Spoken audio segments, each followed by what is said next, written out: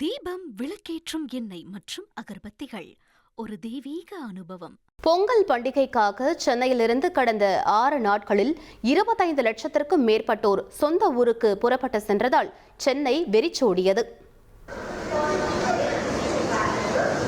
சென்னையில் வழக்கமான பேருந்துகளுடன் இயக்கப்பட்ட 21,282 சிறப்பு பேருந்துகள் மூலம் கடந்த 6 நாட்களில் 9,80,581 பயணிகள் சொந்த ஊர்களுக்கு பயணம் மேற்கொண்டுள்ளனர்.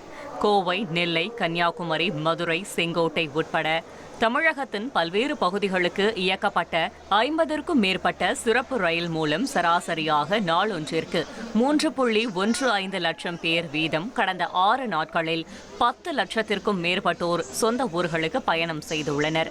ஆம்னி பேருந்துகளில் கடந்த 6 நாட்களில் 3,35,350 பேர் வரை சொந்த ஊர்களுக்கு பயணம் செய்துள்ளதாக ஆம்னி பேருந்து உரிமையாளர்கள் தரப்பில் தெரிவிக்கப்பட்டுள்ளது.